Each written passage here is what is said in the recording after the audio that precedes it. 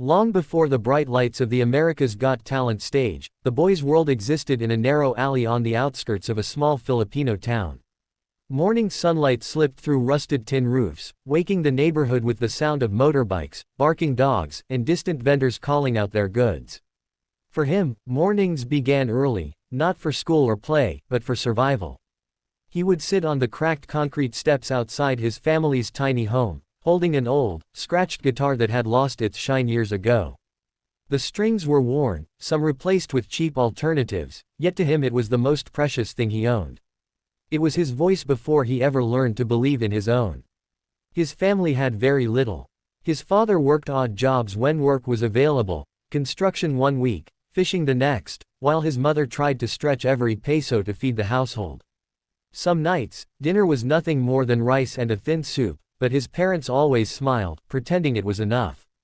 The boy noticed everything. He noticed the worry in his mother's eyes when bills piled up. He noticed how his father's shoulders slumped after a long day of labor.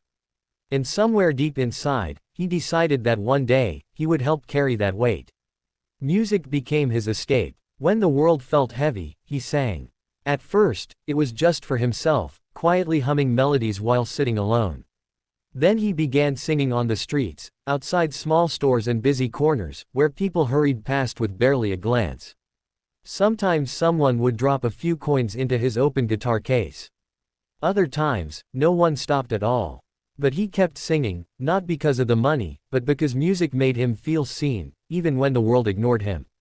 At night, after long days under the sun, he would lie on a thin mattress and listen to songs on a borrowed radio or an old phone shared among neighbors. One song stayed with him more than any other, Hotel California.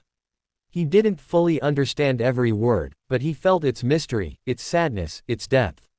The melody wrapped around his heart. He practiced it over and over, quietly, so he wouldn't disturb his sleeping family. Each time he sang it, he poured his own story into the lyrics, his struggles, his dreams, his hope for something more. When the chance to audition for America's Got Talent came, it felt impossible. Traveling so far, standing on the world's biggest stage, it was something he had only seen on a small screen, in houses that weren't his. But his family believed. Neighbors helped. Strangers encouraged him. With borrowed clothes neatly folded in a small bag and his guitar held close, he boarded a plane for the first time in his life. As the Philippines disappeared below the clouds, his hands shook, not from fear, but from the weight of everyone's dreams riding with him. Backstage at AGT, the noise was overwhelming. Bright lights, cameras, voices speaking languages he had only heard in movies. Contestants warmed up, some confident, some nervous. He stood quietly in a corner, eyes fixed on the floor, gripping his guitar as if it might disappear. His heart pounded in his chest. He thought of home. He thought of his mother's prayers, his father's tired smile, the alley where his journey began. He whispered to himself, "This is for them." When his name was called, time seemed to slow. Walking onto the stage felt like stepping into another world. The audience blurred into a sea of faces. The judges sat before him, especially Simon Cowell, known for his honesty and tough criticism. For a moment, doubt crept in. What if I'm not good enough?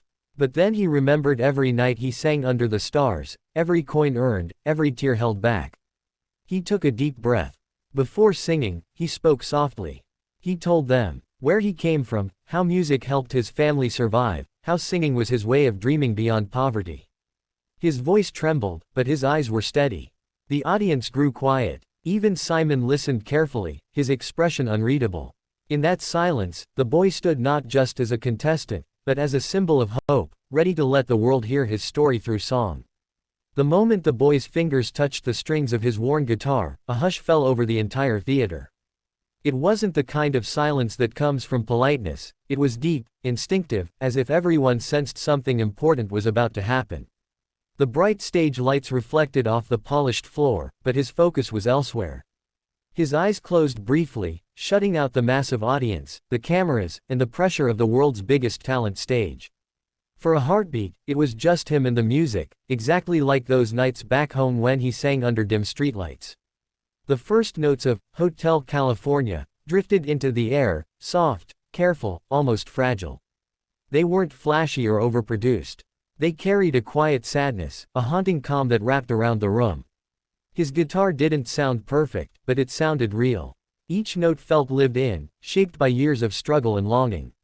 A few audience members leaned forward in their seats, already captivated by the emotion pouring out before a single lyric was sung. Then he opened his mouth, and the world changed.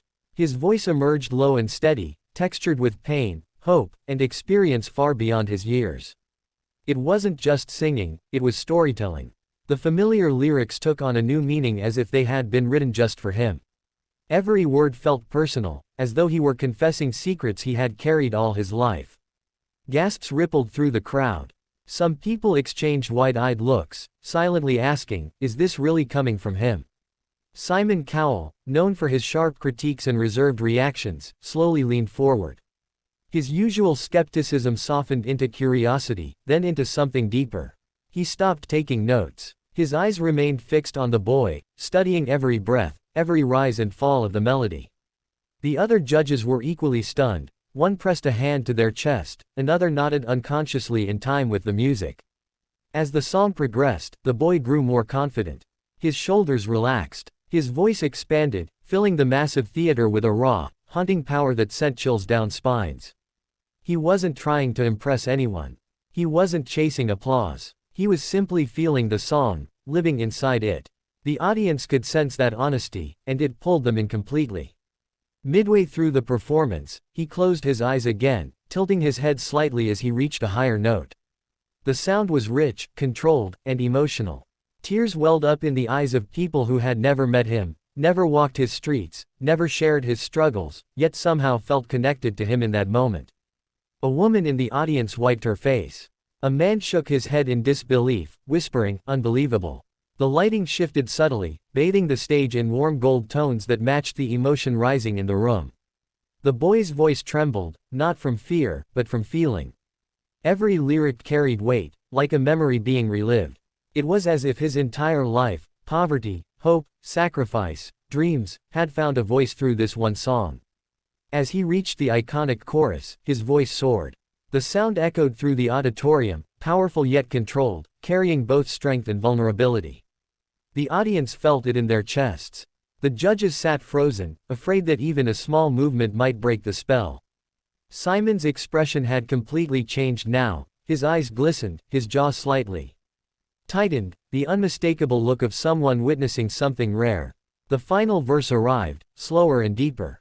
The boy's hands moved gently across the strings, his voice lowering into a haunting whisper before rising one last time. He drew out the final note, letting it hang in the air, fragile and beautiful. Time seemed to stop. No one clapped. No one breathed. The silence afterward was almost louder than the music itself. For a brief moment, the boy stood completely still, his guitar resting against him, eyes still closed. When he finally opened them, he saw it, the stunned faces, the wide eyes, the emotional judges. His heart pounded. He didn't know yet that this performance would be called one of the most emotional renditions of Hotel California ever heard. All he knew was that he had given everything he had.